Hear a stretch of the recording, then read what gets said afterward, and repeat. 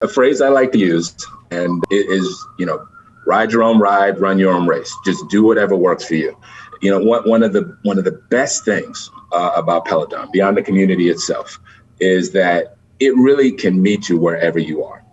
We just talked about the leaderboard alone. Depending on, you take 10 people who are Peloton riders or runners, and they ask them about the leaderboard, you might get 10 different answers. Some use it for competitiveness. No problem. Some use it to just track where they are compared to others.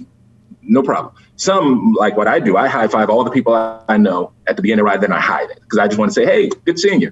Or maybe you want to motivate people, or you can use whatever you want. And there's really no wrong or right answer to that. It's the same thing. It's more than just your output, more than a bike. When you hear your shout out, you know it's all right. Put on your magic pants and let's go. We're cruising into the power zone. Clip in, set yourself free. Come on and take a ride with me. You know what you need to know and what's it all about. Everything you need, it's on the Clip Out.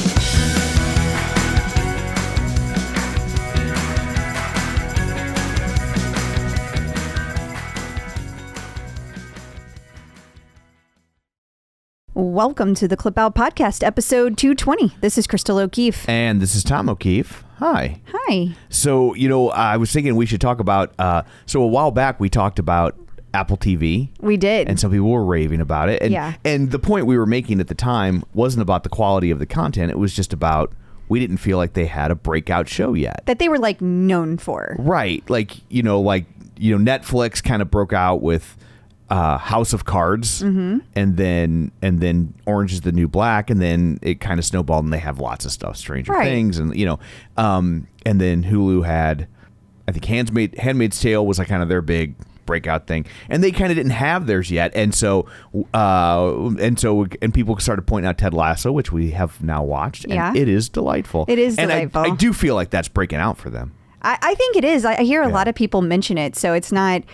I don't know that it's to the level of Handmaid's Tale, because I felt like that became a household name there for a while. Yeah, although Ted Lasso got a crap ton of Emmy nominations. Yeah, so, that's true. So maybe by this time, 6 months from now, especially if it can win a few, then that'll kind of get it over the top. I mean, I definitely think it's probably their most popular show right now would be my guess. But that's probably true. But Schmigadoon. I know you love the Schmigadoon. I love the That's Schmigadoon. your favorite. It is. That's so good. It's this couple goes on a couples retreat because they're struggling relationship wise, and end up in a town that is a giant musical, like old school Rodgers and Hammerstein musical. And so there's musical numbers. They break into musical numbers, and they're just mystified, what the holy hell is happening. And it's really funny. If you love musicals, it's fun, and if you don't love musicals, it still works because they're making fun of musicals, but lovingly. And so it's a really good show. And you know what? I enjoy musicals when I watch them, but I don't have the love for them that you do, and it's still very enjoyable. I have to pause and be like, okay, so that's from Music Man. But I'm just saying that you don't need that background to watch it. That was my point that I was trying to make. Absolutely, I just can't shut up. In case people haven't noticed. I think they might have noticed that, yeah. So I guess I will shut up so you can tell people what's coming up on the show this week. Well, we're gonna hear about your most recent experience with Tonal. I had a bit of a meltdown. A little bit, and not because it was Tonal's fault. No, I just want to be very clear about that. But you don't, and that was the whole point. Anyway, and then we have John Mills joining us, and we're going to talk about some interesting news from Peloton, and also some interesting news, just kind of our thoughts about this new BODi Beach thing. Yeah. And then we have MetPro dropping by. And Angelo is going to talk to us about fueling up for endurance. And then we have tons of Peloton news to discuss, especially with instructors. Awesome. Well, before we get to all that, shameless plugs, don't forget we're available on Apple Podcasts, Spotify, Google Podcasts, iHeart, TuneIn, wherever you find a podcast, you can find us. While you're there, be sure and follow us so you never miss an episode. Also, if you would be so kind, maybe leave a review so people coming along after you know we're worth checking out. That helps us a lot. We have a new review. Ooh. This is from Savannah KR. Or Savannah HKR if she doesn't spell Savannah with an H. Very good point. But there's an H in her middle name. I don't know. But so short, sweet, to the point. Wonderful podcast. Love this one. Such fun to hear Crystal's laugh. Aww, so thank you. Thank you. And also, something else you could do that helps us out, doesn't cost you a dime, is share an episode on your social media platform, whether it's Instagram or whatever. When you see us post our audiograms or little picture links, share it with your folks, because if you love Peloton, your friends and or family, you probably got some people out there that do as well. Maybe they haven't checked us out. You can also find us on Facebook, facebook.com/theclipout. While you're there, like the page, join the group, sign up for the newsletter at theclipout.com, and don't forget our YouTube channel, youtube.com/theclipout, where if you don't want to listen and you want to watch, you're going to look at us say all the things that you normally hear fall into your ear holes. So that's all that. Let's dig in, shall we? We shall. Run, lift, and live with John Mills. So joining us once again via the magic of ZoomTube, it's John Mills from Run, Lift, and Live. Hey, John, how's it going? Doing great. How's it going? Awesome. Love that energy you bring every week. Every week. Every man. week. Grandpa Shark. Yeah. Right. Shark going on, everything. Right. So I guess let's just jump right into it. So we had a little birdie Yeah. talk to us about Peloton's doing some internal restructuring. Yeah, so this is interesting. So I guess this is effective today. And they talked about that their objective for doing this was that they heard from the employees that they needed to have clearer guidance on prioritizing initiatives aligned to strategic objectives and a desire for more streamlined decision-making process that allows us to meet those goals. So now we have over products, we have Tom Cortese, who's a co-founder and chief product officer. And then for content, we have Jenn Cotter, who is over she is the chief content officer. And then demand management and growth is going to be headed up by Kevin Cornelius, who is also the chief commercial officer. Now that's different because he was over like international growth. So that's of note. And then we have core operations and enterprise technology, which is going to be headed up by Mariana Garavilla, and she is the chief operating officer. First time I've heard her name, so that's of note. She's going to be handling, also of note, the final mile delivery, member support, ops planning, and middle mile, and enterprise technology. So that's ginormous. And then we have business performance and emerging business, and that's going to be businesses. I just want to clarify that businesses. So that's interesting, right? That's going to be headed up by Brad Olson, who's the chief business officer. And then we have strategy and mergers and acquisition. And that's going to be headed up by Dion Camp Sanders, who's the chief strategy officer. Also interesting, I don't feel like I've heard that name before either. So Hisao Kushi is taking on a new role as chief legal and culture officer. So he is going to have oversight of legal people. I don't know what DEI is, and government affairs and compliance team. So he used to be chief legal, and that was kind of it. So that's a much expanded role. And then Jill Woodworth is going to continue to be a chief financial officer, but she's going to add real estate and workplace services to her role. Okay. Go, John. I'm curious what your thoughts are. Long as Jill Woodworth on there, she's awesome. I know. But anyways, just real quick, DEI is diversity, equity, and inclusion. Oh, duh. Okay. That makes sense. Sorry. So, yeah, my initial thought was, wait a minute. This was based on internal kind of feedback. Yeah. Around guidance around prioritization and decision-making, like streamlined decision-making. So it made me think, well, does that kind of align to they're a newer company and they've grown real fast and we've kind of see them trying to manage to this growth? Does it kind of align to what we see externally and they just kind of hear that internally? That was, that's what I initially thought. But then I started thinking, wait a minute. I mean, big companies reorganize all the time. All the time. All the time. And honestly, it can be both, right? Mm-hmm. Like, I mean, they're just trying to stay agile so they can address issues. Which we want. I mean, we definitely want that. But also, to me, it it says they're getting poised for even bigger growth. Like to me, this says we're on the precipice of really big things coming yet again. Right. Let's get ready. And they're trying to get out in front of it in a good way. Yeah. And they're restructuring around areas that make sense to us, last mile and new business, emerging businesses. I mean, just all kind of aligned, I guess. Is this the first time we've seen Precor referred to as Peloton commercial? No, I think I've heard that before. Okay. I think I've heard William Lynch kind of reference them as a Peloton commercial. You know what I did find? Well, I don't know if it was interesting. I just kind of giggled when I noticed that the chief legal officer is also the chief culture officer. Like, it just feels like the lawyer trying to make sure that you're happy and feeling fulfilled in your job. Something about that just seems off. Something's off. I guess I figure that like there's like jokes in there somewhere. I feel like the thought process is probably if you screw up the DEI stuff, you're gonna get sued anyway. So you might as well be ready. This guy knows where all the landmines are to be like, no, we can't do that. But like, in all fairness, let's not forget that his Sal has his own cultural differences, and I feel like that might make him uniquely qualified to be open to hearing diverse opinions and hearing like different ways of doing things. So like, I also don't want to shortchange him that, but I hear your giggles. I hear them. No, I know it makes sense. I mean, the legal guy, he's supposed to be the critical thinker and everything, and it makes sense. And it makes sense. It felt like there should be like 100 jokes in there somewhere. No, I mean, that's fair too. So should we read anything into the fact that this kind of all is getting put in place before the next earnings report? I think yes. You John's thinking. I hadn't really put that together. That's what I'm here for. Yeah, I mean,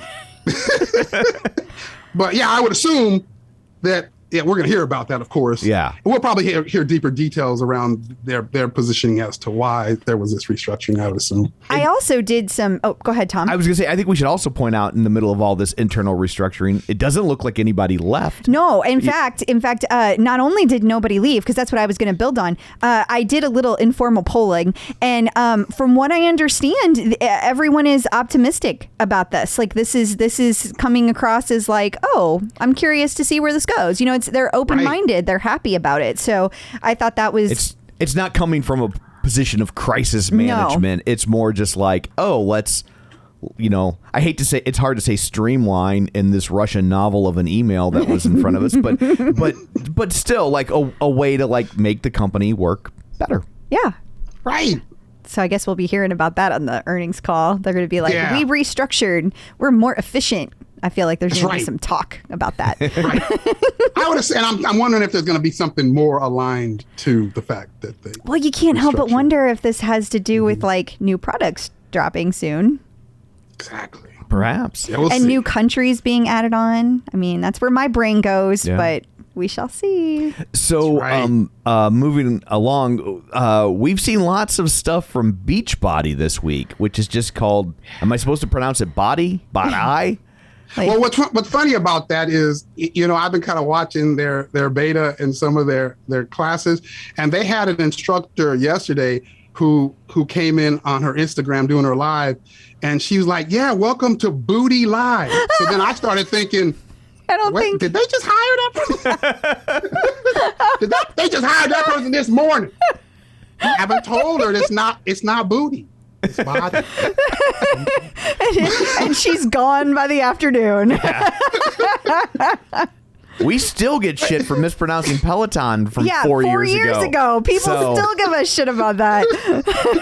This lady's never going to live it down, except on the upside, I don't know how many people are paying attention to him. Yeah, well, you know what? Right. That's an interesting point because John you've posted a bunch of stuff about this week. So let's start with your thoughts on their Instagram, because it grew an interesting amount at the same time that Peloton grew that same amount. That really stood out to me.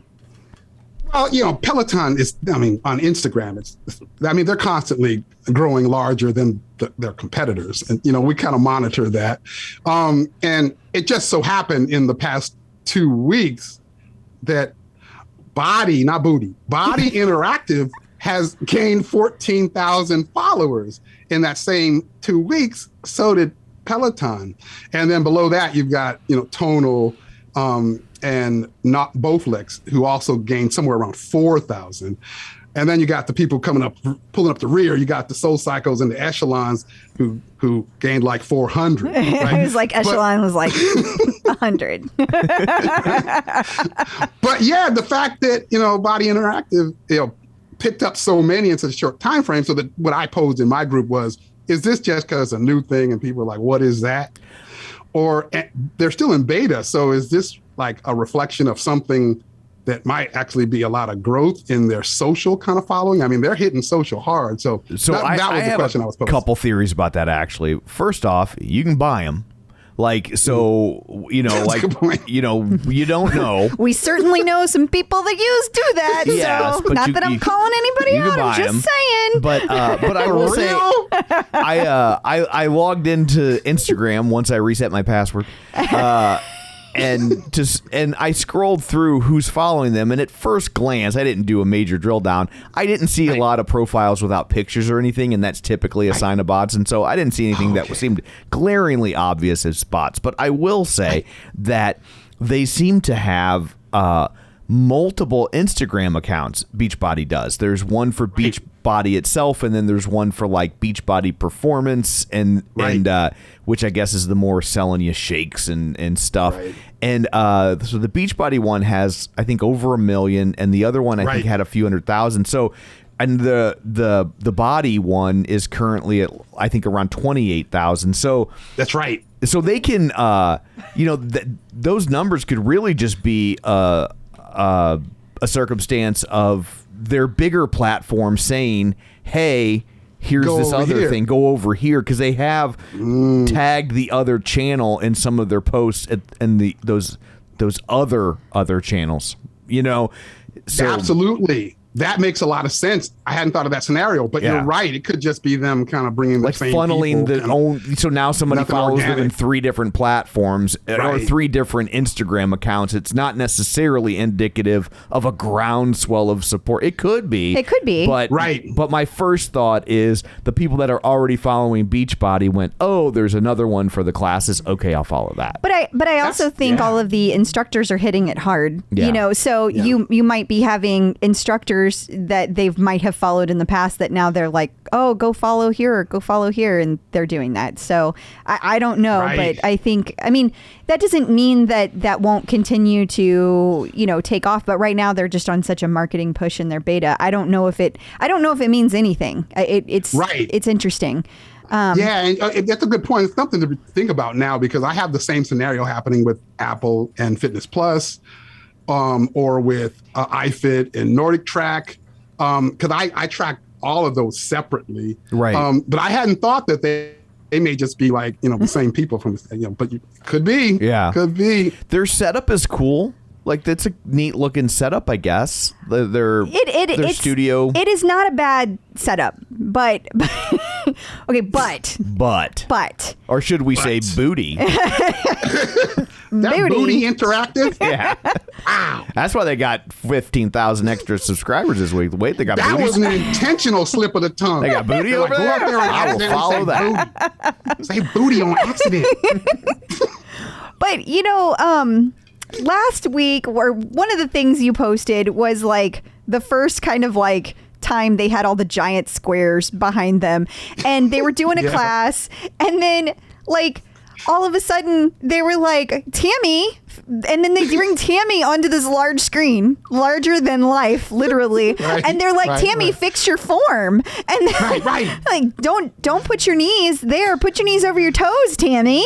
And I was just like, oh my God, that's horrible. Like, Tammy is like full body jumping. She was like doing like big moves, jump squats. Tammy was into it. She was really into it. She was doing jump squats, and like she got called out. Yeah. Like, which is ironic, big screen. Because like that's what, when Peloton first started, people were thinking scared Peloton was of that. gonna be. Yeah. And so like because it's so easy to go down that road. And I mean, now the people on that screen, they signed up to be on that screen. They did. It's not like they're just grabbing people at random and chastising them on the internet. But, No. But I just kind of wondered if they knew that was going to happen. You know, like did they sign up to be called out? Because I think they just signed up to be on screen. Yeah. I don't know that they really knew that. I think that when they advertised it, they said they actually said it, but I understand. You may not have known what that really meant or felt like. You kind of thought, oh, hi, Tammy's daughter. You know, you didn't know he was going to be like, Tammy, get your shit together. Right. You know, like well, they said. They said in their advertising that they were going to be interactive, and then they could help you with form correction. They did. But form correction sounds all nice until somebody says, "Hey, John, you could go a little deeper in that squat." I mean, as you're squatting in front of everybody on a massive screen, to squat, holding in the gas that's trying to come out, and then they say, you can go down a little. That is a different thing. It is a different thing. And another thing is that you're on the bike when you're on Peloton, so you're kind of hidden a little bit. You're behind the tablet. Even those small tablets, you were hidden a little. Poor Tammy, she was just out there jumping in the middle of her living room. There was nothing to hide behind. Well, that's why this whole thing has just been fascinating. I've had to stop really posting as much about it because I was so fascinated by it. I kept posting. I must have posted like 4 posts in like 2 days. But because the whole thing's fascinating. Not only like what they're doing with the screens, but I was learning things every day. Like the first day they had like the little hopscotch thing on the ground. Yeah, that was pretty cool. I thought it was tape. And then I find out the next day that ain't tape. It's like the floor is a display. So they keep changing what's on the floor. And so I'm just learning things. And then they had like the first day they showed all these folks in the Hollywood squares.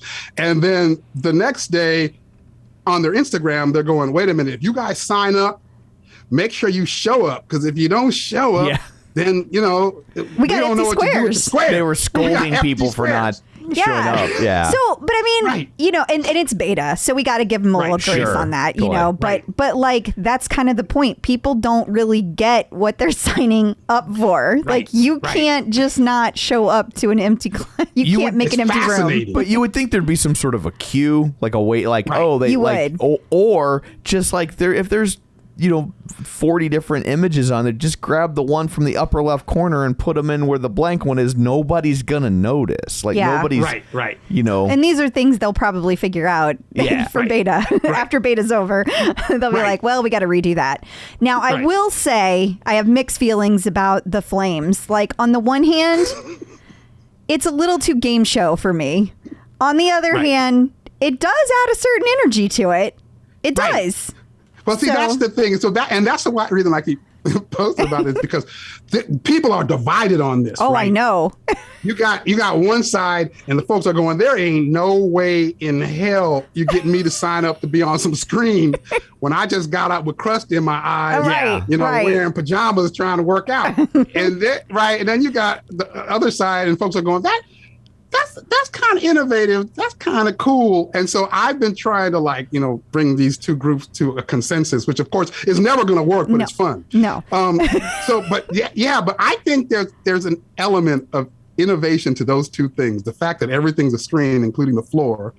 Yeah. And the idea that you kind of replicated the Peloton studio experience in a COVID kind of world where they're kind of there. I guess the person watching it is seeing all these people on these screens behind the instructor, kind of like we used to when we would see studio classes, although it's more like a Zoom thing, right? So I thought there was like some type of innovation to those two things. Now, whether or not people adapt and adopt and use it, I don't know. But I don't know. I don't know how gimmicky it is versus truly sticky. I think. Right. And what do you do when you don't have enough people sign up to fill up that wall? Yeah. Like, I don't know how more flames. More flames. More flames. The flames get higher. It's just B-roll of people on bikes. They just You're yell like, at Tammy every 2 seconds. I just think that's footage from American Flyer. Is that breaking away? Come on. That's Pee Wee Herman. That's... You're not kidding anybody. We got an empty square. Where's Tammy? Tammy's never coming back. Yeah. She was Tammy like, ain't there no more. this. Tammy gone. It. Put up that footage of Tammy in a fetal position. That'll work. Poor Tammy. Was that really that lady's name? Yes. Please tell me it's not. It is my her name. goodness. I'm sorry. Well, at least you don't have to worry about her listening. And I don't know her last name. Yeah. It's not like I said her city, state, zip code. Here's Tammy's You're social working. security number. Well, thank you for joining us, John. Until next week, where can people find you?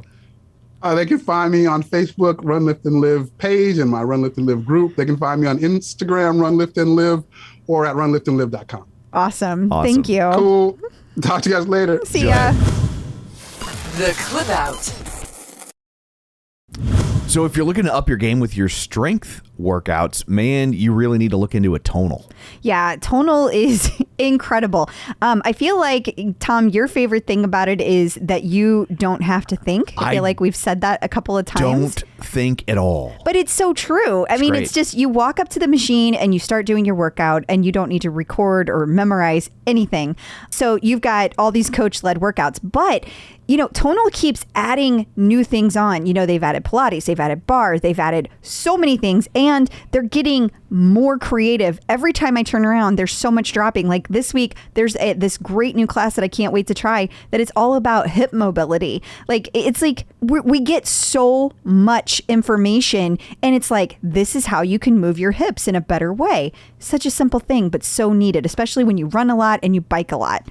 And it's all digital weights, and it's capable of lifting up to 200 pounds, because I know a lot of people are skeptical, but it can do quite a bit of weight. You know, a listener just said the other day they'd just gotten their Tonal, and they said to me they typically do a bicep curl of 25 pounds, and they could not do more than 9 pounds on Tonal because of the way it keeps the resistance on through the entire curl. Yeah. So huge difference. It's a smart at-home gym that is going to replace every machine in the weight room, and it has personal training programs built right in. Try Tonal for 30 days risk-free. Visit www.tonal.com for $100 off smart accessories when you use promo code TheClipOut at checkout. That's www.tonal.com, promo code TheClipOut. Tonal, be your strongest. Getting the psychological edge with Dr. Jenn. So joining us once again is Dr. Jenn Mann, licensed marriage, family, and child therapist and sports psychology consultant. You may know her from VH1's Couples Therapy with Dr. Jenn or VH1's Family Therapy with Dr. Jenn. She also has a long-running radio show, The Dr. Jenn Show, and she's written 4 best-selling books, including The Relationship Fix, Dr. Jenn's 6-step guide to improving communication, connection, and intimacy. It's Dr. Jenn. Hello. Hi. Hey.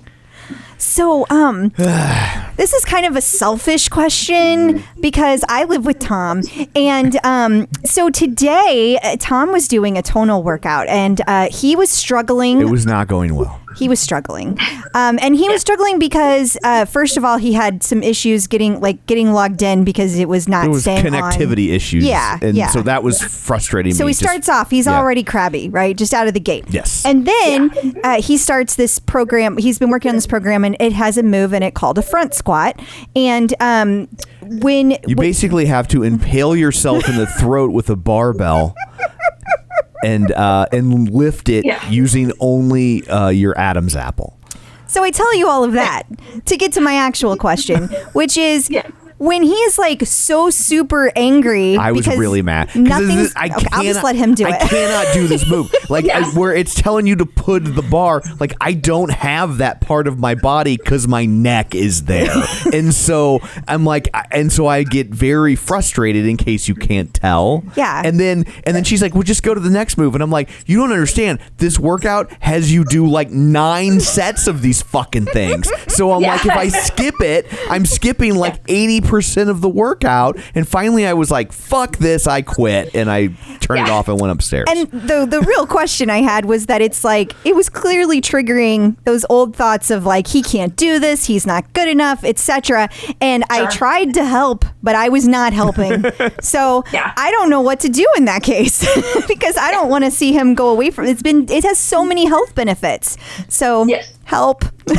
Well, a few things. First of all, anytime we see our partner get to that state of mind, what we want to do, there's a brilliant man named Phil Stutz who wrote a book called The Tools, and he wrote it with Barry Michaels, two really brilliant therapists. And he created this idea of what we call Part X. And there's not a lot out about that. So I'm going to explain to you. And Part X is that primitive part of ourselves that has those kind of reactions. Everybody's Part X looks a little different, but you can taste it, you can smell it, you can feel it when it's in the room with your partner. When our partner is acting in a way that feels a little overboard, given the circumstances, it doesn't align with kind of what's going on. They're kind of, I don't even want to call it an overreaction because it's very real for the person in the moment, but where it seems out of proportion to what's happening, where the person is unable to listen to you and have a productive conversation. And in those moments, first of all, as the partner, you have to abandon all hope of having a rational conversation. And you have to also abandon all hope of fixing it. Okay. And a lot of the time in our relationships, we tend to, instead of being like, well, tell me about how you're feeling, let me fix it. Well, why don't do this part of the exercise, do that part of the exercise, move on to this, do that. And it probably just annoyed him in the moment because he was in a primitive state. He was very frustrated. And Tom has to learn how to handle his, like we kind of say to kids, but we adults have it too, like his big feelings about what was happening. And to kind of work through and be able to afterwards kind of evaluate and say, okay, what triggered me? What is it about me and my history that got triggered? And was it that stuff that you named? Or maybe it was something totally different for him. Or, maybe he just got annoyed and frustrated. And then to kind of be able to say to himself, okay, how do I set myself up to succeed and not have that experience again? Is there anything I need to do with my login? Do I need to change my login? Do I need to remember and put a note up about, press the reset button when this happens? Do I need to change my workout regimen and skip to a different tonal program than the one that I'm doing? So to really kind of evaluate, like if there are that many exercises that are difficult for you and not difficult in I'm challenging myself and this is really hard, but like, hey, this does not fit on my neck. That's a little different than like, this is too heavy or that part of my body's not strong, but like, this is hurting my Adam's apple. Like that doesn't make for a good workout. You want to evaluate, is there a better program for me in Tonal that I can switch over to, and no shame in that. And I guess I just get frustrated because it's like it's one day of this program and I want to do the rest of the program. But like that, like when I hit that move, and like I said, I mean, they're the ones that are always saying, don't forget to breathe. And I'm like, well, then stop putting a bar on my throat, Yeah. Yeah. And we're going to look at some of the tools that Tonal has as far as like Form and 5 and things like, they have like some in-depth videos where they go into things like that. And I think there might be some modifications that he can do to make it more comfortable. But you're right. I just want to fix it in that moment. So I just need to let him be mad. Well, I even said at one point, you did. I was like, I just like, I'm not mad at you. I'm mad, but I'm not mad at you. I'm like, just like, let me be for a second. But it was ruining my workout mojo. What was? I'm sorry. Yeah, give him the space. Yeah. Okay. Turn up the volume on your earbuds, or leave the room if you're done with your workout. But give him the space. And I think that we tend to have a hard time when we see someone that we love being angry, being frustrated, being annoyed. But let him have it. Let him have that space to feel those feelings and move through it. He'll probably move through it faster if you don't try to fix it. Good advice. All right. We're both fixers. We are both we fixers. Both struggle with that. I think most of us do, especially anyone who's a little type A. But and when we love our partner, we don't want to see them struggle or be frustrated or be upset. And sometimes we need to let them and just be there when they're ready. Okay. And that's what I was trying to say in the moment. I was like trying to give you permission. Like it's okay to leave me alone. Like you're not going to solve this. There's not, like, you had tried, and like there is not a way in that moment for me to do that move. And so I'm just going to go away now and eat worms. Yeah. Okay. If you need me, I'll be upstairs pouting. Everybody gets a good that's pout. what you gotta do. Mm-hmm. Yeah, I certainly have my pout days. That's for sure. Well, thank you. Yes, well, thank you so much for that very personalized. I feel like, is there a copay? Do we pay that? Is that on the way out? Don't worry about it. Okay. It's on. Well, I guess we can take it out and trade. Until next time, where can people find you? We'll try and drive some traffic away. Everyone can find me on social media at Dr. Jenn Mann, 2 N's on Jenn, 2 N's on Mann. I'm most active on Instagram, and they can find me in Style magazine on their website. I have a weekly column called Hump Day with Dr. Jenn. Awesome. Thank you. Peloton in the news. So Peloton broke ground on their first U.S. Factory this week. Yeah, it is a pretty big deal, and it takes place, or it is going to be placed in Ohio. I believe it's literally called Lucky, Ohio. Okay. But it's spelled, there's like an extra E in there. Gotcha. So it's going to sit on more than 200 acres. They're going to have manufacturing, and they'll also have office and amenity space. They are going to be building bikes and treads and who knows what else. But one of the cool things that happened was several leadership members of Peloton came. So there was John Foley, there was William Lynch, and then I saw that JV Nava was there. And also they had some instructors. So Tunde was there. Yeah. Chelsea Jackson Roberts was there. And there were a few, very few, hand-selected members that got invited to this. Nice. I think it was something like 10. Yeah. Like 10 people who were home writers. So episode number 9, Brian Albright was there. I saw that. And one of the things that really I thought was a very cool, it just shows that Peloton is so thoughtful about how they do things and their events, which is one of the reasons that people have such fun at Homecoming. I hope we get to go back to that. But they made sure that each home writer that did come, and again, it was a very small amount, right, got to have a shovel and hard hat from the event.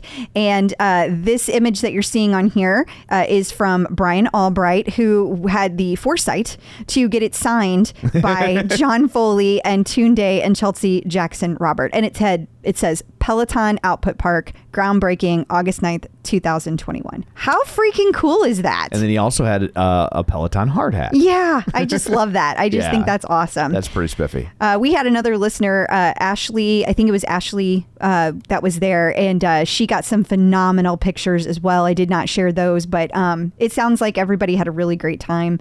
And the governor of Ohio was there as well to celebrate the groundbreaking. They're going to have 1,000 new jobs with this thing. Wow. And that's also just a great company to bring into your state, right? Yep. Like that's, I mean, it's new, it's hip, it's, and deep pockets. That's what you want, man. It is. That's what you want. Good job, Ohio. Definitely. You won't find that here in St. Louis. I believe we're getting a pop-up Echelon boutique. That's what we're getting. Speaking of Peloton expansions, yeah, they are also opening a call center in Tempe, Arizona. Yeah, and they're going to hire 350 workers, most of which will be like member services, but they're also going to have management and other jobs. I can't think of the word. Other roles. Yes. Yeah. So there's going to be a variety of things there, but this is another thing that's very exciting.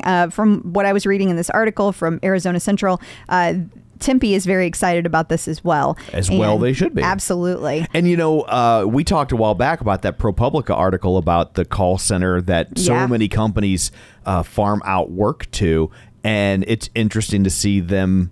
My guess is they're probably still using it in some capacity, but it looks like they're trying to maybe move away from that. Well, I also thought it was interesting that I know they have like a whole call center in Texas. Mm-hmm. So I thought it was interesting they chose to put another one in Arizona. I can't help but wonder if their goal is to have one in each time zone in the United States. Yeah. Because they're building out in different areas, that went to a different time zone. So I don't know if that's their plan, but that I thought could very well be interesting. But it's also interesting to see. I mean, the easy choice for so many companies is they build their call centers in India and theirs is staying in America. Yep. So Business Insider writes this week about how Peloton is leading the revolution in smart home gyms. That's breaking news. I mean, I know it's not really a hot take, but there were some interesting little nuggets in here about how many people were going to be going back to the gym versus not. So, is it going to be the age-old question, right? Everyone's going to go back to the gym. No, everyone's going to stay at home. Or as this article kind of comes up with, no, it's going to be a hybrid model. Sure. Also, another little factoid that seemed to surprise some people was that Peloton, in this article, it quotes Peloton as saying that they have 40% of their members have a gym membership. Now, I wasn't really surprised at that, because how many people are just digital members of Peloton at this point? Sure, that's a very valid point, and so they're using that digital membership when they're at a gym. And let's not forget that there's a lot of people who are triathletes, and so they need a pool, and they may not have one at home, and so there's multiple reasons to want a gym. Also, some people just like going to the gym and lifting weights and things like that. So I suspect that doesn't mean that those people who have those memberships go every week and as often, or as work out as often at the gym as they do their Peloton. That would be an interesting study. And probably half of those people can't get out of a gym membership because they didn't. I can't quit the gym. I missed my 6-hour window to quit the gym. But I guess some people are, because Washington Newsday has an article about how consumers are turning to apps for their workouts, and they say that approximately 9,000 gyms in the United States have closed. Yeah, that was pretty shocking to me to see it in print like that. 9,000. I mean, that's just an astronomical number. Yeah, that's quite a sea change for an industry. It really is. And I think that that's probably one of the reasons that you're seeing article after article kind of trying to figure out what's going to happen, because I don't think, as you and I have said this a million times, like, we're not going to see gyms go away altogether, but I do think we're going to see less. Yeah, this says that 9,000 count is 22% of all gyms in the country. Wow. Like, that's a ton. Yeah. The Today Show had an interesting feature about how kids are turning to meditation to manage their anxiety, and Peloton plays a pretty significant role in that. Yeah, it absolutely does. And Chelsea Jackson Roberts was mentioned in this article as being somebody that people really enjoy listening to. And, if you remember from our interview with her, she talked about how, like, as a person who was an educator, or I guess she wasn't an educator, but she had like this kind of passion as she was learning to figure out, like, how can I take what I'm learning and figure out a way to apply that to kids. And then she has that program that she did with, it was like all about kids and getting them involved in it. So I think that her dream of doing that has kind of been broadened on this platform, because parents are doing. I've suggested this to Brian about anxiety and just like taking a minute to like think about where you are, because he has a little trouble like being in the moment. Yeah, it's one way to put it. I was trying to be nice, and so I've suggested it to him. I'm sure I am not the only parent that suggested that. If you think about it, if you're like, oh, meditation works for me, I should especially when kids, people don't want to just put medicine down their kid's throat. Right. And so let's try this first. And oh, by the way, I already have a Peloton membership. It's great. It's kind of a no-brainer. And it's also fascinating in terms of what it means potentially for Peloton long term, that like you have you have the next generation kind of already getting baked into the Peloton ecosystem. They're in line, man. To where, when they're ready to make their own choices, they're going to be like, well, this is the platform I already know because my mom had me doing it. Exactly.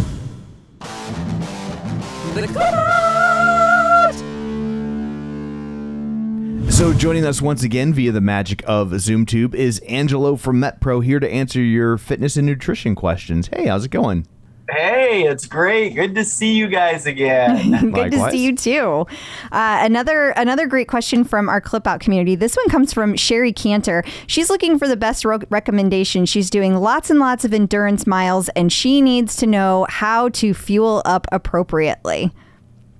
Okay, so I am going to presume that her primary goal is performance. I would assume that as well. That being the case, then there's a few different dynamics here, of course. Without having the whole backstory, I'm going to have to kind of fill in some gaps, but I'm going to presume that we want to perform the best that we can at your current body weight. So what you're going to want to do is, generally speaking, the more quality fuel you can push through your body to recover, the better you're going to perform. And the threshold is up to the point that you start actually gaining weight. If you were gaining weight or putting on any body fat, then you know that that's your threshold. We're going in the wrong direction. It's too much fuel. So we need to do it gradually. So basic priority hierarchy, without knowing, what time you train, what kind of mileage, are you doing intra-training fuel, so I'm just having to, back up and look at the basics. What would be my number one priority with someone just right out of the gate is going to be fueling at consistent times and balanced meals. So are you already eating outside of like a post-training recovery meal? Are you already eating at least 4 times a day? And of course, my high-level athletes, I have 5, 6, and even 7 times a day, depending on the sport and the circumstance. That's unusual. Had one athlete actually eating 9 times a day. That was an interesting story. Do they have to wake up in the middle of the night to eat? What is? Yes, he did. We were waking him up in the middle of the night to take an extra protein shake and stuff to gain weight. He had exactly 31 days to make weight for playing NFL. So that will be a story for another time. It's a good story, though. Okay. Circle back to it. So in this case, what we want is the consistent meal. So a mistake people make is it's not that post-workout or pre-workout meal isn't important. It's that we're kind of, stepping over the dollar to get to a penny. Make sure you're getting base quality breakfast, lunch, dinner, and at least 1 or 2 snacks in between. Get that down to routine. If you're not food prep, whatever meals are convenient for you, usually snacks. I like to food prep, sometimes lunch. Don't worry about food prepping breakfast because you're usually going to wake up at home. You know your kitchen pretty well. As long as you have the ingredients, you're good to go. Don't worry about food prepping dinner because dinner you're going to either eat at home or you're going to go to a nice restaurant or you're going to eat something where you're going to actually take the time to eat. What we miss out on is everything in between, call it 10 a.m. and 4 p.m. Where does the average American eat? What do they do? On the go or at work. Full of people. Yeah. I say, raise your hand and tell me what you're going to eat tomorrow for lunch. And nobody knows. I know. It's different every day. Tom definitely knows. Tomorrow. And so if you can limit the variables there, that's going to be the most bang for your buck. Now, moving on from there, once you're consistent, now we want to look at, okay, pre-workout, post-workout fuel, emphasize mostly carbohydrates before your activity and a little bit of carbohydrates and protein post-activity. Actually, it could be a lot of carbohydrates and a little protein post-activity. Once you have that in place, now you want to go back and you want to see, can I add more grams of carbs, which are going to give me fuel to recover for my endurance sports specifically with, spread them out throughout the day.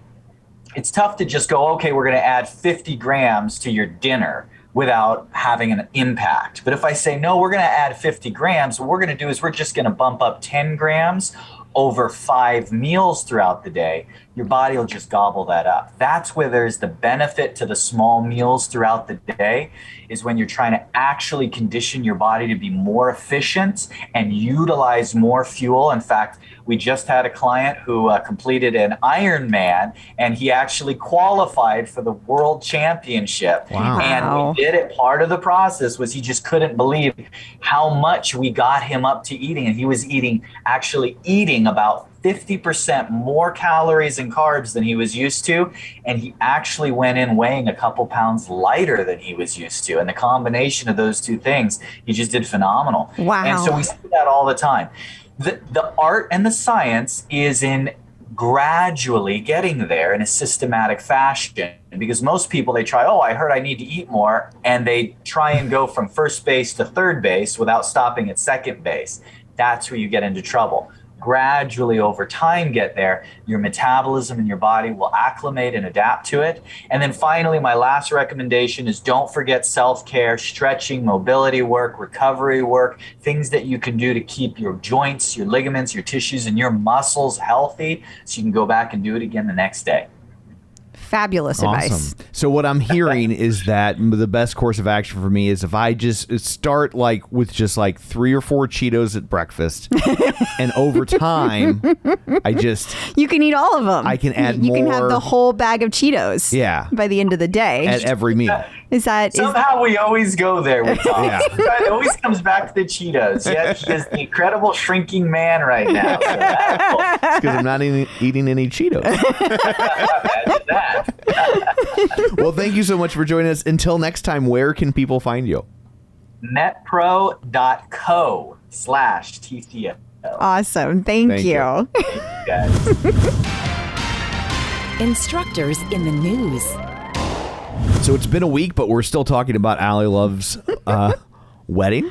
We are. BuzzFeed had something of a think piece about how her wedding went down. They did. And specifically, they talked a lot about how it was such a masterstroke on social media. Yeah.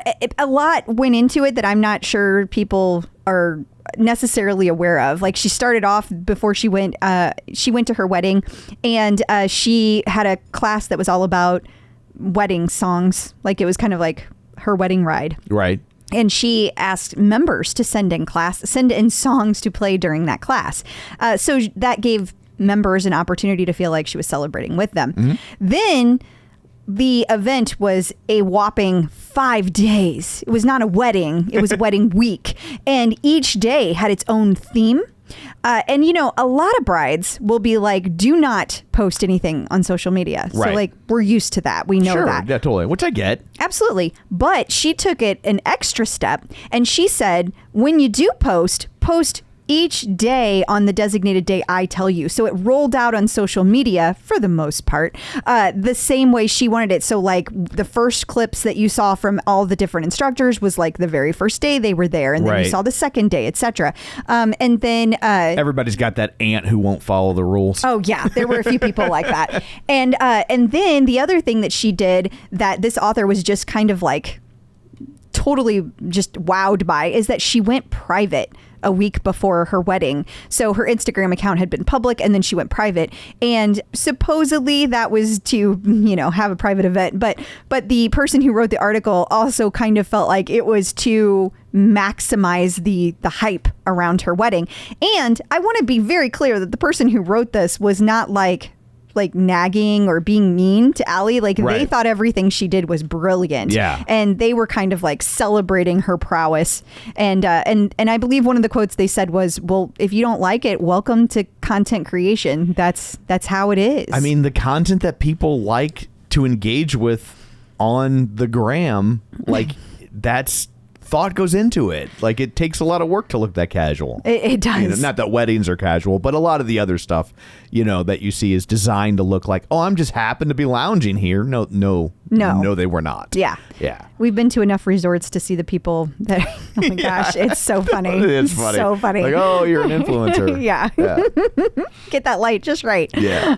But I also will say there were a lot of people that felt that she kind of went over the line. There were a surprising amount of comments of people that got upset about it. Yeah, there was a lot of snark out there. There was. But congrats again to Allie. And I thought it was interesting that to see the perspective from another person who does social media, like what their thoughts on it were. Totally. Peloton announced that there's going to be a Bex Gentry docu-series for people to check out. I am so excited about this. Okay, it was just announced right before we started recording. So I haven't got a chance to watch it because it doesn't post until tonight. And by the time everyone hears this episode, it will already have been out. But it isn't now. And I am dying to watch this because it documents her entire journey as she did her training up until the actual moment that she competed for the Olympics. And, she's very vulnerable in her post where she posted about this, about how she was super nervous when she was approached about this because she was like, I don't know, this is a very personal thing. Totally. And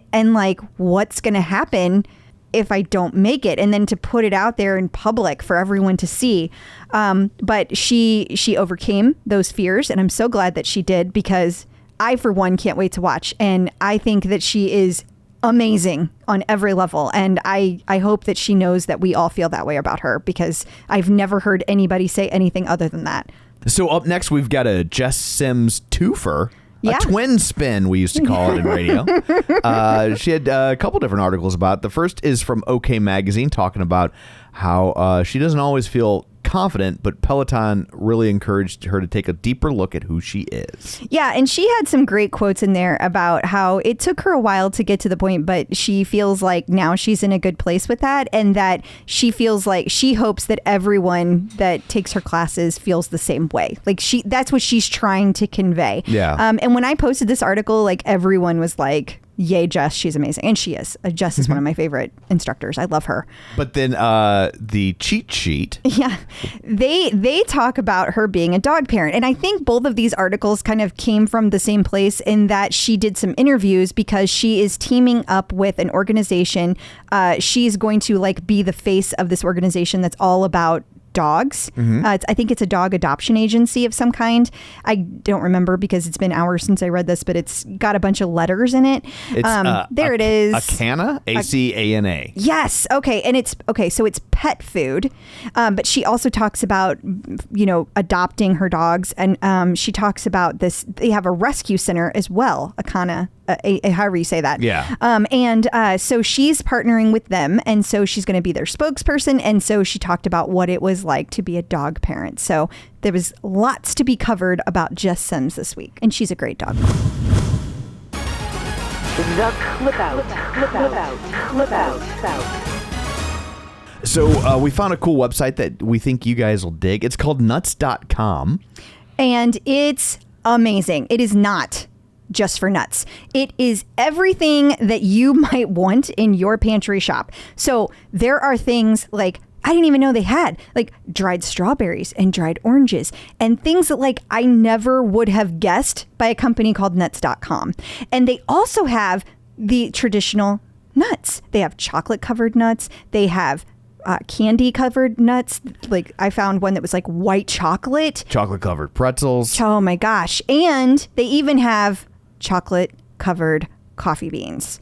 Oh, it's amazing. It's the simple and convenient way to have nutritious, delicious, healthy nuts, dried fruit, flours, grains, so many other high quality foods delivered straight to your door. Over 4,000 products to choose from. Healthy kid options like the dried strawberries and the custom trail mix. It's an easy to navigate website with great photos of all the stuff you're going to be buying.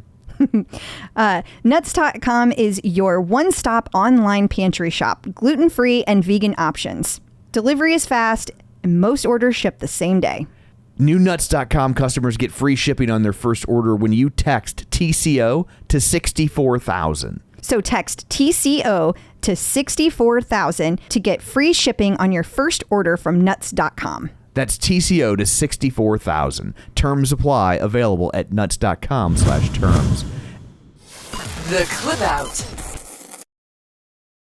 So I thought this was fun that as we're gearing up for the Miss America pageant, obviously all the different states, and I know what we're about to say isn't a state, but I don't know, what do we call DC? It's a District of Columbia. It's the District of Columbia. But they're all crowning their own individual people so they can go to wherever and fight to the death to be Miss America. Yeah. And the Miss DC, Andie Tomasa, I hope I'm saying that correctly, was the winner, and she loves her Peloton. She does. And the Miss America competition is coming up in December. But this Saturday, so if you're listening to this on Friday, she is going to be riding her 200th ride with Alex Toussaint and celebrating her win. So congrats. That is so exciting. Absolutely. Wow. Checking out the competition. I got to tell you, Equinox has really figured it out here. Like, I feel dumb. I feel so dumb for never having thought of this. So Equinox has decided that they're not going to pay rent. Yeah, they're just not going to pay. I mean, this is kind of crazy. So, back when COVID started, there were a lot of companies that were unable to pay because everything shut down so suddenly. But like everyone else has like paid their back rent except Equinox, and they're just like, nope. And so all these companies across the country are suing them for millions. Yeah. I mean, this is like one is 3.3, another is 1.3. I mean, it's just all over the place. So I don't think this is going to end well for them.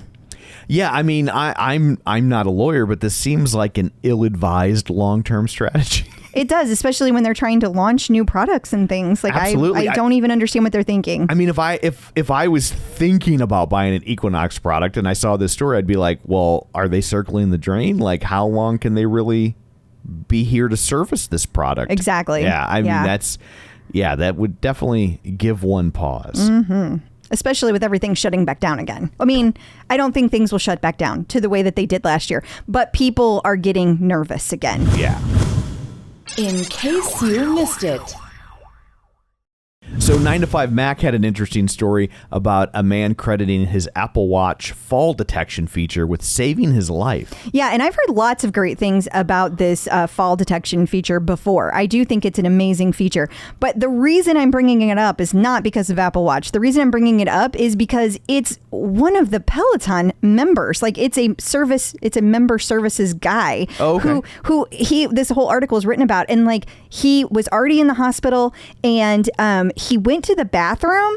Like, it was like he had been there at the hospital for some unrelated issue, went into the hospital went into the bathroom and then passed out. Whoa. And when he passed out, he hit his head really hard on the concrete, and his watch went off and called everybody, all of his emergency contacts, which is how they found him and saved his freaking life. If it had not happened that way, he probably would not be with us today. Wow. I mean, incredible story. Absolutely. So just had to say that, and I'm so glad that he worked for Peloton. And then also you have an update on a listener we talked about. Yeah, 2 weeks ago? Yeah, Cynthia Oese. She lost her basement, like all of her Peloton, everything, but not just Peloton. She lost her bike. She lost her tread. She lost a whole bunch of stuff. And it was like mean. It's awful that her basement flooded. And it's awful that like she lost so much stuff. But the water was just coming in right on her bike. Like, it was like a cosmic joke. Remember the picture? Like, it was just like somebody built a waterfall and aimed it at her bike. It was mean. Yeah. But, we have so many great members in the community. And one of those amazing members is Dave Cohen, who's also been on the show. We've interviewed him. And he put together a GoFundMe for Cynthia, and her leaderboard name is Spend for Donuts. I guarantee you've seen her because she's an OG. And we were able to collectively raise $5,000 for her. So it's going to pay off her existing Bike Plus that she was already paying on. It is going to get her a new bike, and she's so happy. Her bike, she ordered it on Saturday. It's already freaking there. Holy cow. I guess it got there in 3 days. Delivery times are doing okay. They are. Yeah. So, thank you to Dave Cohen for being an amazing, amazing person. And congrats to Cynthia. And I hope we get to do our comeback ride very soon. And I'm sorry for everything you're going through. And I hope the rest of your recovery goes just as smoothly as that did. Peloton Artist Collaborations. So we have a new artist collaboration, this time with an up-and-comer by the name of Aretha Franklin. She's been around for a while, but I am really excited about this one. And Maddie is doing the run. It's going to be Thursday night. I believe it's 6:30 our time, and I'm really hoping that I can make it. There was a ride this week, and then there has been other classes. So hopefully everybody gets a chance to take these. I know that not everybody's excited about the same classes I am, but... Yeah. Man, she is a freaking legend, and I cannot wait for this one. Yeah, and I'm sure this is all tying into the new movie that's coming out about her. I think it is. Called Respect. Yep. Which comes out on Friday. Oh, does it? Yeah. Do you get to watch it this week? Is that your movie you guys are reviewing? I was supposed to go on Monday, and I forgot. Oops. Let's see. Peloton birthdays. Couple more birthdays, because August is super busy. On August 13th, you can say happy birthday to Rebecca Kennedy. Happy birthday! It's not August 13th, you can say. Oh. Okay. And then... That's Friday, so when this episode airs. Okay. I'll allow it. And then on August 17th, you can say happy birthday. She's no longer with Peloton, but one of their earliest instructors, Nicole Meline, who has also been on the show. Happy birthday! Checking in with the Peloton community. So joining us today via the magic of ZoomTube is Calvin Harris. Hey, Calvin, how's it going? Hey, I'm great. How you guys doing? We're good. I'm super excited that you're over there drinking Nespresso. I'm like... I am. And I can assure you I will be taking a few sips. Okay. Well, yeah, you do that. But it's only coffee. Well, it's a Saturday morning. You got to kind of ease into the day. Believe it or not, Tom and I already got our workouts in. Like we were on it. Like it was crazy. We jumped out of bed and started working out. I mean, he hated it and complained the entire time. Yes, but I did. He did it. It was awful. Well, at the time we're recording, usually this would be right after a Jess Sims Saturday 60. Yeah. But I have a half marathon tomorrow. Ooh. So you were tapering, resting, ready to go. Yeah, we'll call it. Now, where is your, like, what's the like story behind the half marathon? Is this your first? This is my third. Okay. My second one was just this past May. My first one was a year ago. So I did the Brooklyn Half Marathon. I'm here in Brooklyn, New York. So I did my first one during COVID, 2020, and my second one was just this past May. So I don't know how to break it to you, but that's all Jess Sims' fault, really. This half marathon foolishness is on Jess. And I was going to say, I don't know how to break it to you, but it's still during COVID. You're right. You're right. I know. At this rate, it's like, will it ever be over? Yeah. But 2020 was just like, that was a crazy year. I think the whole world has PTSD from 2020. So, and the P stands for permanent. Yeah. So did you do it as a virtual? Was that your first one? Was it virtual, or did you do it? The first one was virtual. The second one was virtual as also. This will be my first half marathon where there are actually people there. Okay. I got my running mask and all that stuff because I fall into the high risk group. So I'm still supposed to mask up irrespective of anything else. So it'll be interesting because unlike the prior two times where I was really trained up, this time I'm not really trained. I haven't really stopped running since my half marathon in May, but I didn't do a real formal training program. So it'll be interesting. I have no idea what's going to happen. So. Well, you'll do great because your body is used to the running. You just, if you're not going into it with an expectation of a certain pace or doing something in a certain, you'll be fine. But but I know the nerves well, and because I did a marathon on my tread for my 42nd birthday last year. Oh, wow. And so I didn't train at all. Like I just got out and started walking. And I literally walked most of it because I speed walked it because I didn't train at all for it. And, if I can do that, I assure you're going to do great out there. Wish me luck. I do. Absolutely. I do have to ask before we get into the rest of the Peloton questions, how is this Jess Sims' fault, though? What did she do?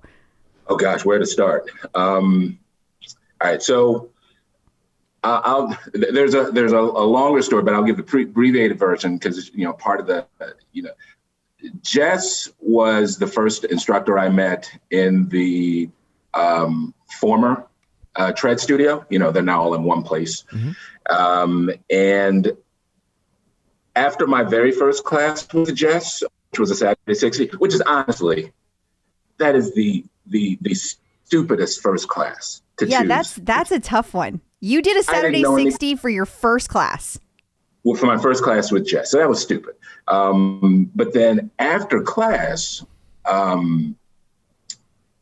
she asked what my name was, and talk about my name, and then she asked how the class was. I was like, it was okay, and I, it's like, okay. And she's like, what was wrong with it? I said, well, I couldn't find the moves, and it's this Turkish get-up, and in the Jess Sims group, the You Get To crew, Turkish get-ups are infamously complained about, frankly cursed about. And I kid you not, in the lobby, she proceeded to spend the next 5 minutes trying to walk me through the Turkish get-up. Now, it didn't work, but I was still just amazed that she, took the time to try to do that. After class, you can, be on her way. So then she, as over time, she would ask what I was trying to do. So, oh, you're a runner. I said, I'm not a runner. I'm at best a walker. I said, no, believe me, you're a runner. You can do it. You can, And then after a while, I was like, okay, I'll try it. And then little by little, I would run. And then I started doing longer runs and my first half marathon. And then now I'm just kind of into it. So like right up there on the wall, there's this I've got the stereotypical medal holder. Yeah. So now if a race has any sort of medal involved, like tomorrow, I'm in. You're in. All the medals I can get. I love it. It. That's great. I've never gotten myself a medal holder, but I like display them all over the house. They're like, and not that I have that many. That makes it sound like I have a lot, and I don't. But they have this one in St. Louis that I think is kind of addictive. It's called the frostbite or something like that. But you do it during the wintertime. And there's a series of 4 of them, and you do like one each month. So one's 6 miles, one's like 3 miles, one's 4 miles, and one's 5 miles. And then like all of the medals come together to make one giant medal if you do all 4. Like Voltron. It is. Like Voltron. Oh my gosh.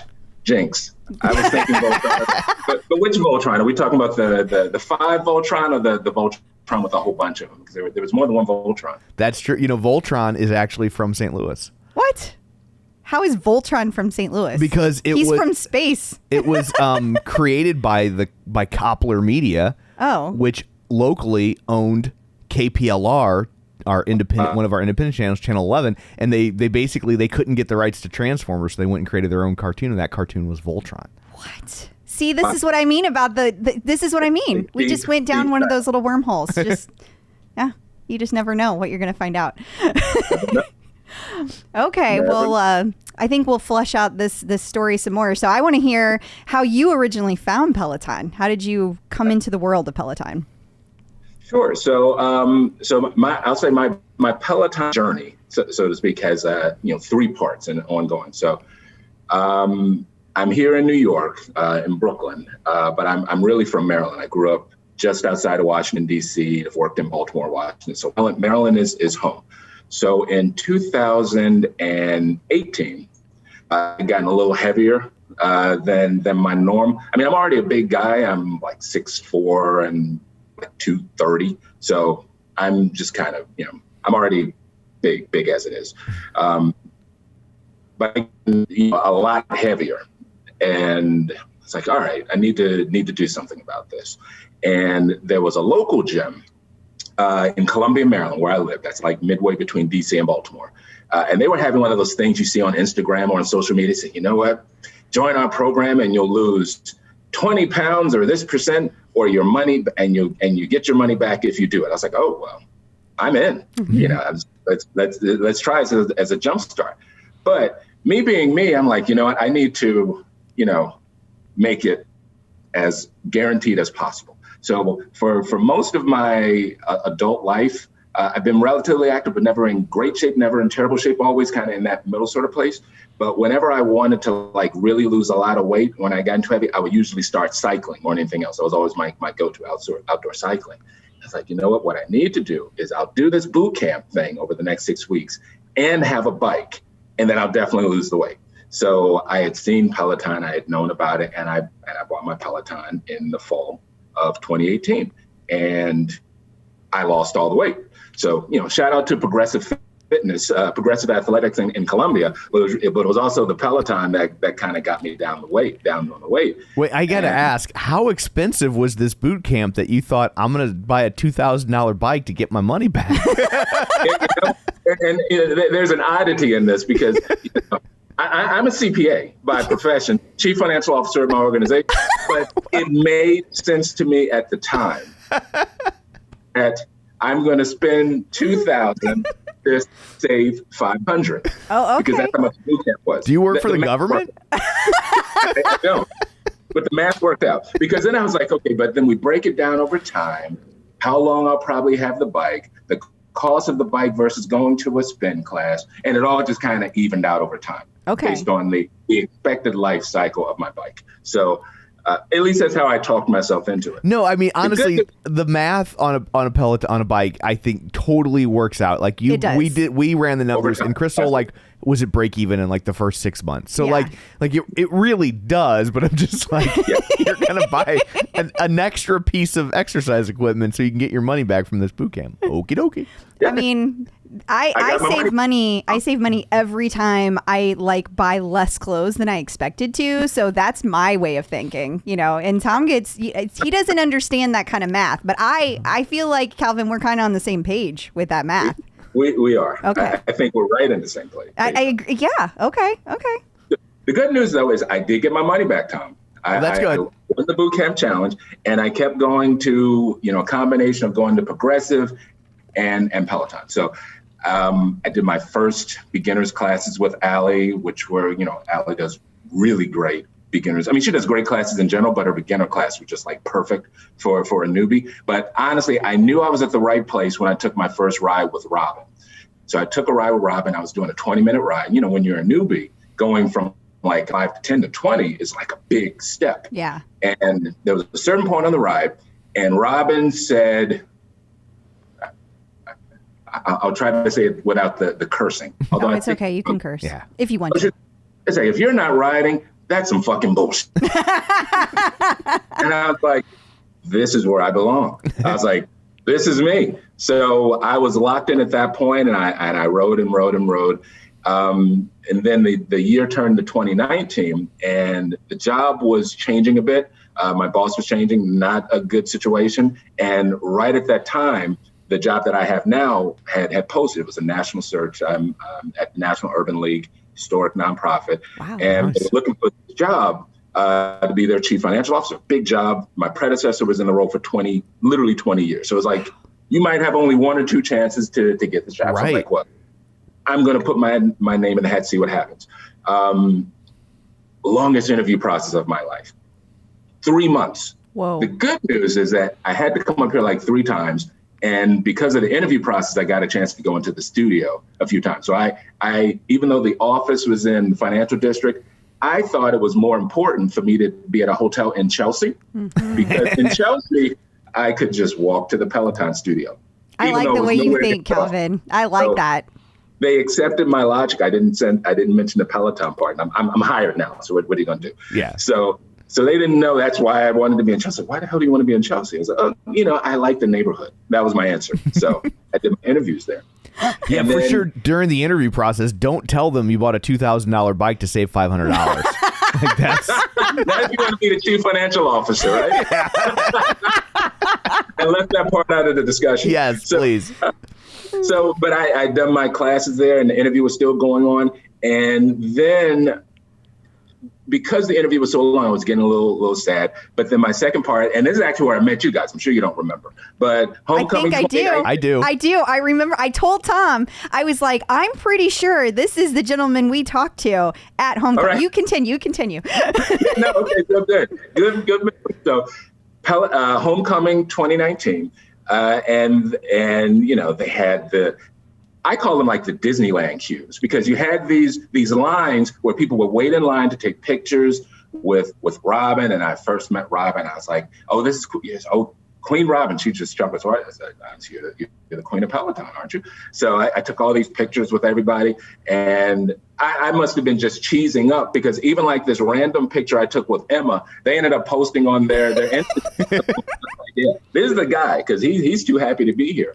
And while I was there, I met you guys, and you talked about the podcast. And at that point, if I wasn't already in the community, I was just like, I dove head first at that point.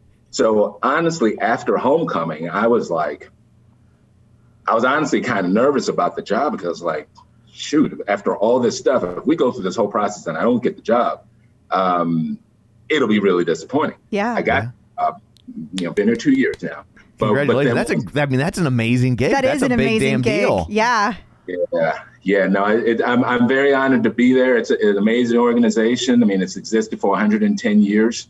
There haven't been that many chief financial officers in the role. So it's like, it's pretty humbling to have been chosen to do it, to be honest. So I want to tell the audience what you said to me at homecoming, because I remember you were standing there and you were like looking at us like, what the hell is this? You were very skeptical. You were like, skeptical. What are these two weirdos doing over here?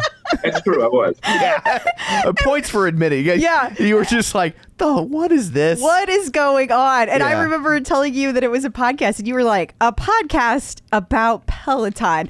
And your eyebrows were like at the top of your head. Yeah. You were like, I don't get this. I don't understand this. I was like, you just got to try it out. You just got to try it out, and you got to go onto Facebook, and you got to meet the people, and you got to trust me that like they will pull you in. And I remember it was like later that day or the next day, I saw you started following me on Instagram, and I was like, oh, he's going to listen. I was so excited. No, that's true. That's true. And I'll say I had certainly dipped my toes into the Peloton waters over that time, but at homecoming, you're just swimming at that point. Yes. You're all in at that point. And everybody was so nice. You guys were great. Everyone I met was just fantastic, and everyone was just very excited. People ask me, is it a cult? I know it is a cult, but it's a friendly cult. It's the best kind of cult. Like, where else can you have a cult that you're healthy and you love everybody you talk to, and you still get to do whatever you want? Like, people aren't making you do things. So, I mean, I think if you're going to belong to a cult, this is the cult to belong to. Although I do have to say, when you're in a studio, Strength or Saturday 60 with Jess Sims, she honestly is making you do things you don't want to do. I don't think it's a little different there. Okay, that's true. So the last part of my Peloton story ends up being, once I came up here, I moved up here, and I was doing, I was in temporary housing for the first few months. So I left all my stuff in Maryland, trying to figure it out. Found this great place here in Brooklyn. I love it here. Love the neighborhood. They have a Peloton in the apartment. Gym. Awesome. Great gym. They have a Peloton here. It's got cages. Oh. No shade on those with cages. My sister has cages, but no offense on cages, but they have cages. But I'm like, but the studio's here. I'm going to just treat the Peloton studio like it's my studio, and they just happen to be streaming. So my sister agreed to take my bike because I honestly didn't have anyone to take it. So she agreed to take it, and she's using it now. My niece loves Jess Sims more than anything. I sent her a picture with me and Jess, and she was like, lost her mind off of that. So I was like, I don't need a Peloton in my apartment because I go to the studio or that's down there. Now, this is, of course, pre-COVID where, none of those became options. And then at that point, it's just a wildly different experience because I would go to the studio multiple times a week. So my typical thing was Monday, Wednesday, Friday in the Peloton studio. Tuesday and Thursday, I would go to my local gym, a trainer here, right around the corner at Form Fitness. And then Saturday, I would be in Saturday 60. Sunday on football season during the fall, I would do Jen Sherman's 60-minute football rides. And when Sunday with Love happened, I would attend that. When Jess King had her thing on Thursday, I would do the Jess King experience. And the thing is, I was very consistent even with where I sat. I was always on bike 4. Bike 4. So if you look at any classes that might have been in those time period or Jess King experience, I was sometime on bike 1. you would consistently see my shiny head and be usually with these looks of, torture and pain happening. But I was like really consistent always there. So from that, it was like a really different experience because I won't go as far as I say I know the instructor. It's probably a stretch. I mean, they're still, but but certainly I was around them enough to say that to a person, every instructor I met was exactly the same when the camera was off. No, no difference at all. So it's like, it ended up enhancing the experience even more because they were all very consistently people who were just really good people. Dennis, after a yoga class, tried to get me to get my form correct. Talk to Kendall about boxing or Selena about boxing. They're like all these great people. I got amazing tips on running from Bex. So it's like my experience within the studio is just really, really enhanced the experience for me because I had all these opportunities to chat with them. And, the thing that I was made the most fun of, although I don't make fun about it now, is that I would always take a picture after every class. Every single class, no matter how many times I had been with the instructor, I always have a picture. So now at this point, though, I have dozens of pictures with all these instructors that I've had these classes with because I would take one after every single class, except in those rare cases where they would immediately go to the back or they'd cut another class right after. I have all these great experiences, which I got to tell you, with the studio being closed and us still being in COVID, ends up being like, wow, those were really great times. So, but yeah, that was my experience in studio and had some amazing classes. I'll say the best classes I've ever had were all in February of 2020. Tunde and Alex's class on the bike. I was on bike 4. Oh my gosh. Amazing energy. And then even afterwards, there was a whole party. Everybody hung out in the lobby for a good 2 hours. I am so envious. So envious. Yeah. Living here in Missouri, I never get to go. Yeah. If there was one that even beat that would have been Jess Sims and Chase at the end of that month. We did a Saturday 60, and then Nicole, who's been on your podcast, helped organize an entire basement of a place, and everybody went to brunch. There were about 50 of us there. Jess and Chase came by. There may not have been drinks that were not, your typical post-workout drink. I don't really remember too much of what pictures to prove I was there, but it's like all these amazing experiences that you have. And at least for me, my experience in New York City is directly connected to Peloton and the studio. On my birthday in June, went out to dinner with folks from the studio. There's a bunch of us that went to a New York Liberties game from the studio. We're going to another game this month.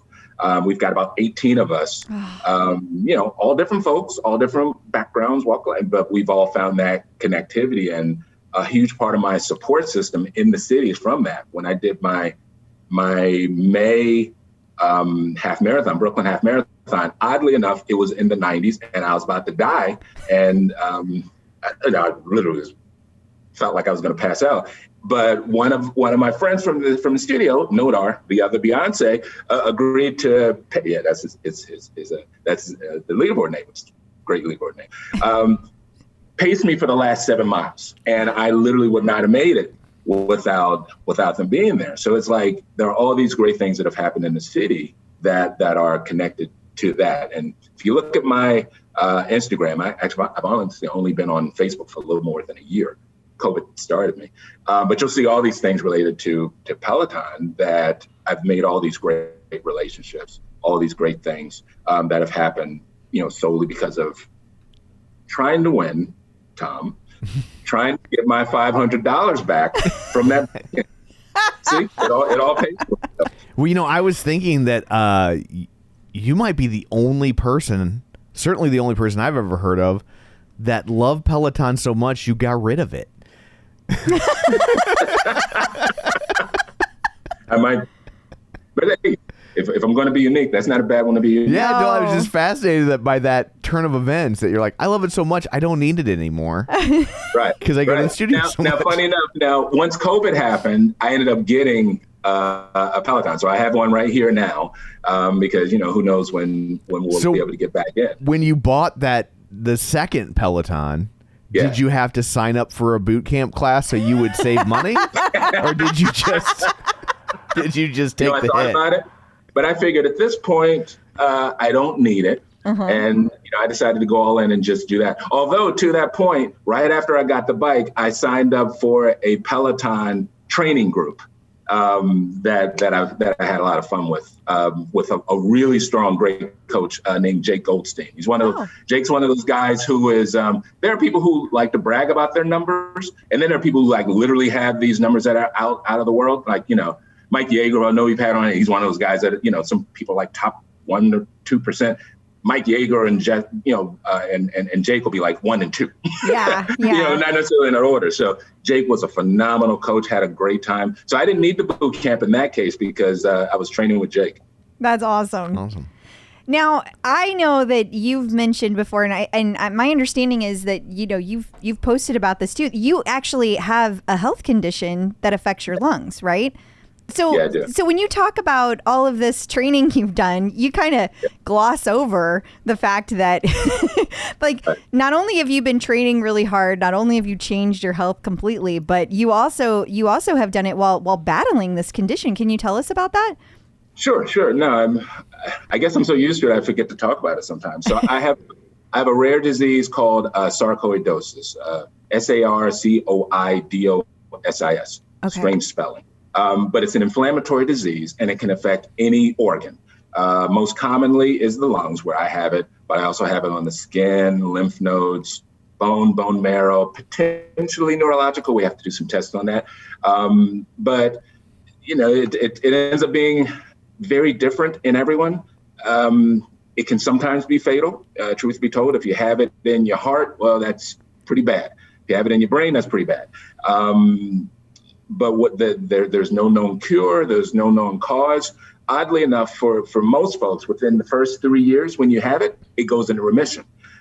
So for some of the strongest doctors, they really won't even see you until you've passed year 3, because the studies have shown once you're past year 3, then okay, this is your deal. I was diagnosed in 2014, so the odds are extremely high that I'll have this for the rest of my life. Wow. So I'm fortunate though, because when I first was diagnosed, I was in Maryland.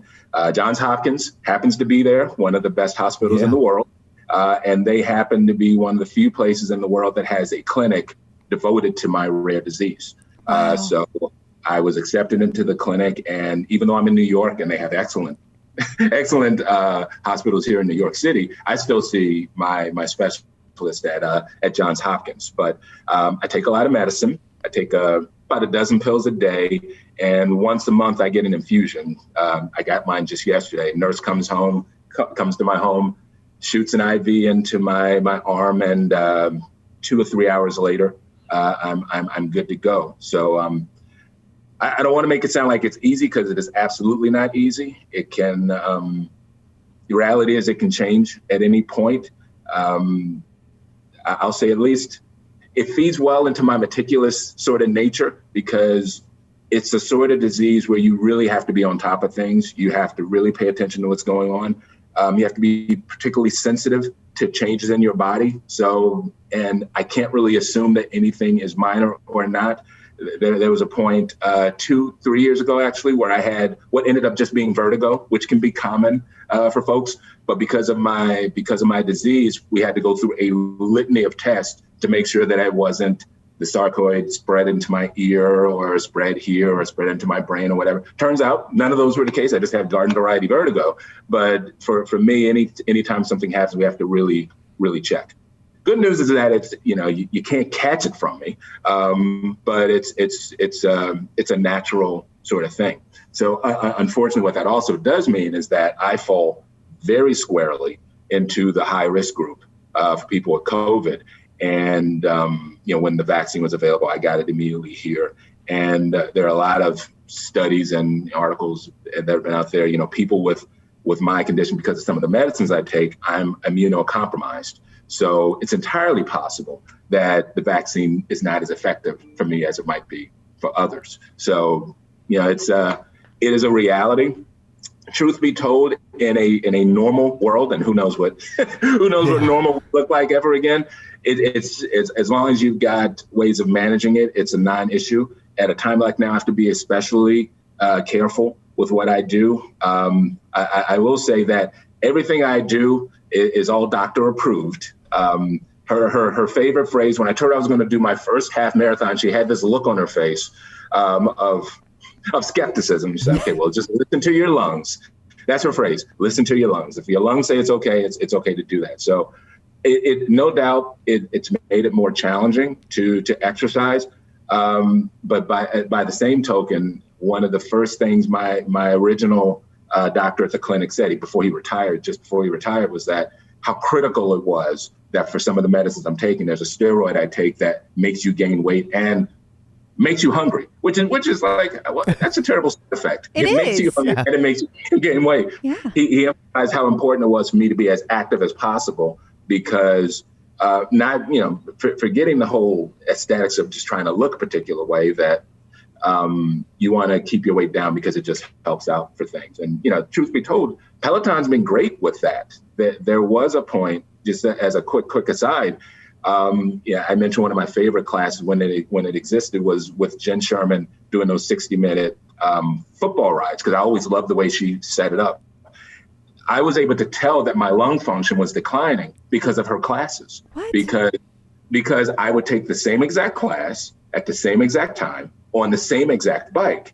And I remember after a few months, I was like, I don't feel as good and my numbers don't seem as strong. And I was able to look back on my Peloton history and say, okay, 2 months ago, I was at this output and now I'm at this output. And I looked at all the classes and was like, I have a decline going and it doesn't make sense that I'm taking the same exact class. And it turns out that one of my meds wasn't working as well. So it's, oddly enough, in one particular case that I still remember, Peloton, because of, I'm a numbers guy and I like to look at my own numbers just to kind of see how things are going. It actually helped me identify when my meds weren't working as well. Wow. That's crazy. Yeah. That is crazy. Have you ever told anybody at Peloton about that? Like, have you told Jenn Sherman? Have you told, I don't know, you probably... I don't think I ever told Jenn that. A few folks at Peloton had heard that story before. Wow. Yeah. That's incredible. Yeah. I even had posted it back then because I had taken the two classes and I was like, here's here and here's now. And, same exact bike. So I would say, well, maybe it's a different bike. No, I'm always on bike 4 in her class. So it was like exactly the same, but my numbers were going down. Well, that wouldn't make sense, unless there's something off. And it turns out once I did a lung test, I have to do a lot of scans, a lot of tests, including a lung test called a pulmonary function test. A terrible test in a very small room with a very big tube in your mouth. It was like, yeah, your lung function has declined. I was like, I knew it. I said, how'd you know it? I looked under my bike numbers. My bike numbers said I wasn't doing well, and that was the reason why. Wow. So yeah, Peloton actually helped me identify when my lungs weren't working as well. That's really incredible. Yeah, that's an amazing story. It really is. So do you feel like you use the bike and the exercise to actually manage your condition? Like, do you like all the running you do you kind of like keep on track by doing that? Yeah, absolutely. Absolutely. It's a critical part. Truth be told, I need to do a little bit more strength. But for pushing my lungs, the aerobic is one of my best things to do. Just seeing how I'm feeling on the bike or how I'm feeling when I'm running. I really love running outside. So I'm probably, I say this about the bike too. So I'll probably never get the tread, but take that.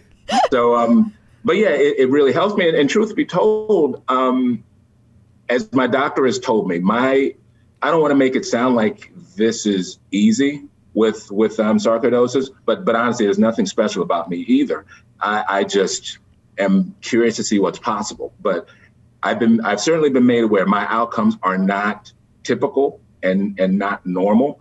I think I'm just lucky because I have great doctors and I've gotten great guidance, and frankly, I've gotten great coaching from my trainer here, but also some of the folks at Peloton. And I just I'm curious to kind of see what's possible. Particularly as I'm squarely in middle age and have this condition. So a lot of times it's like, well, let's just see what'll happen. Just like the half marathon I'm trying tomorrow, I'm very curious to see what'll happen. So I'll say keeping a healthy dose of curiosity is helpful, because otherwise it can get really, for lack of a better word, it can get really depressing when you've got this condition that your body just doesn't do what it wants to do. It's basically attacking itself all the time. And the medicine is really to help stop my body from attacking itself. Wow. Yeah. Yeah, I feel like you have a really positive outlook. And Yeah. I've told people that we've talked to before that have like diseases that are difficult, that are chronic. And I feel like there's kind of a common theme that, you have this positive outlook about it. And I feel like not everybody does, you probably take it a little bit for granted that you are a positive person. But I feel like if I were in your situation, I would kind of just be mad and bitter all the time. And I don't think that I would handle it as well. So I don't think you're giving yourself enough credit for your positivity. So. Oh, well, thank you. Thank you. No, I appreciate that. I really do, Crystal. I mean, I don't want to pretend that it's easy. There are definitely tough times, and I've certainly even I'm glad folks are more comfortable talking about it. I've absolutely battled depression on it, and this disease has certainly played a big part in it. So I don't want to pretend that it's easy or that I'm glossing over it. It's tough a lot of the time, but I did find, and I still find, that the better I can manage my attitude about it and my outlook on it, the better my outcomes are. So I don't want to sound like happy-go-lucky, because I mean I'm not all the time, the time. Sure. But I find there's a direct correlation between me trying to find a positive part in it where possible and my outcomes. So it's definitely not easy, and I really appreciate what you're saying there. Well, it sounds like you're mindful of it. And do you talk to yourself? Do you make yourself talk to yourself positively about it? I'm fascinated by all the time. All the time. I have a bunch of mantras, and Peloton's great with mantras. Yes. You do hard things and you get to, and all, push. Also great. I have all those mantras, and truth be told, they come up all the time when I'm running or riding and trying to push myself through things. Oh, you can do hard things. No, you can't. Yeah, yes, you can do hard things. No, keep going. You'll be fine. So yeah, I have to talk to myself a lot. I would say if you see me on the street running, you'll probably wonder what is wrong with him, because he's talking to himself the whole time. So I don't use my inner voice. It's always out. That's good. They say it's more powerful that way. You should just run wearing like a Bluetooth headphone and they'll just assume you're on the phone.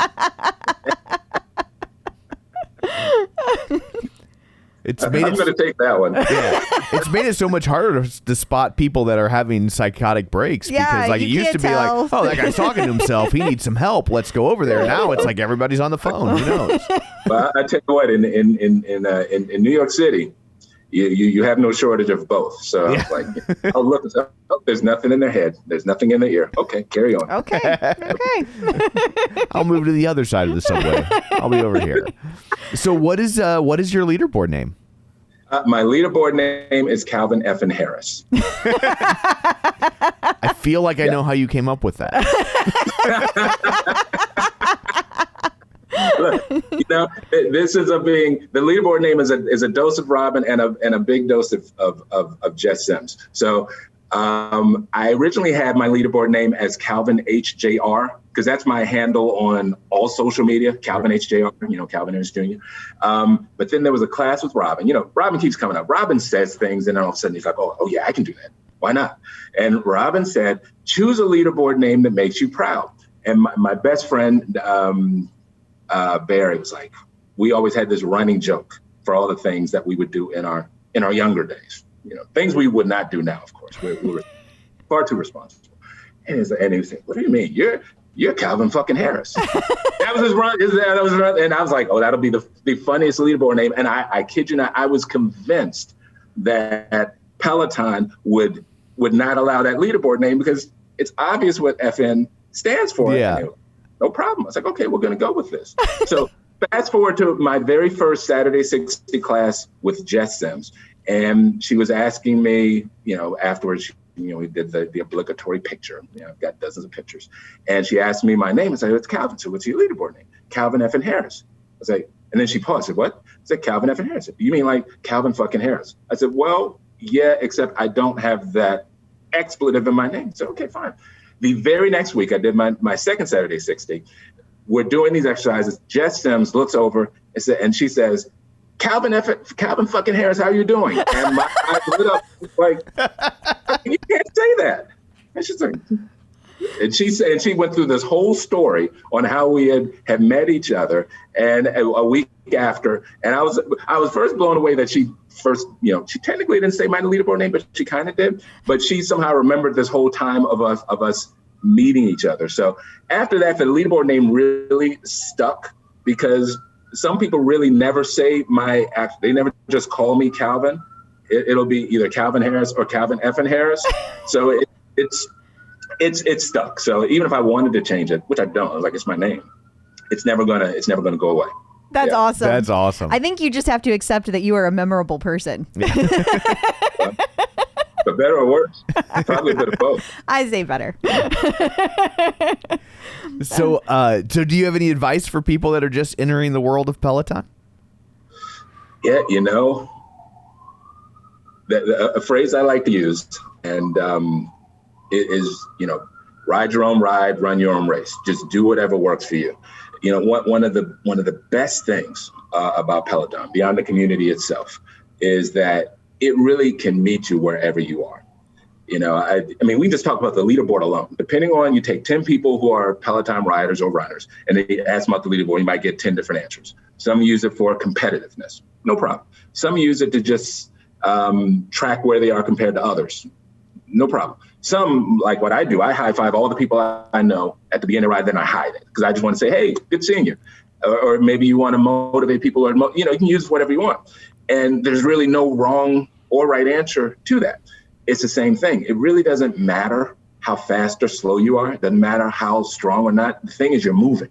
So if anything, I would encourage someone to remember that it frankly doesn't matter what you are doing compared to others unless you decide that it matters. And for I had the amazing experience, and hopefully I get to have it again, of being around the instructor so much, being in the studio experience, having so many friends that I've made in real life from the studio experience. But for the vast majority of Peloton community, we're doing it at home. We're doing it on our own, or maybe in some cases there are dual bikes, like what John Mills has at home and what Mike Yeager has at home.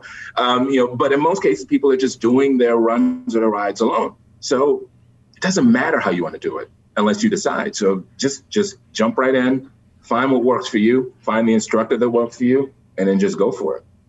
Wonderful advice. And that's great advice. It is.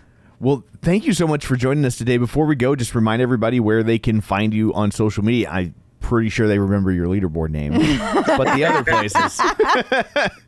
Well, on all social media, it's Calvin HJR, short for Calvin Harris Jr. That's my Instagram. I think Facebook, it's Calvin HJR1. You can see me on all those places. And I should say, just next week or later this month, I'm going to start writing as a columnist for a website called Sarcoidosis News. Nice. Congratulations. So, congrats. Yeah. So sarcoidosisnews.com. I'll be joining as a columnist. And interesting enough, my column is going to be called Run Your Own Race. Oh, so I love it. Nice. My journey with the disease. Well, speaking of, good luck on your race tomorrow. I hope that you are happy with how you do. I know you're going to do great, but I hope you're happy with the results. Thank you. It's so great talking with you guys. And great seeing you again. You too. Likewise. You too. I can't believe you remember that. I remembered it because I remember your skepticism so well. That was so funny. Yeah, I was glad not to be getting side-eye during this interview, so that was nice.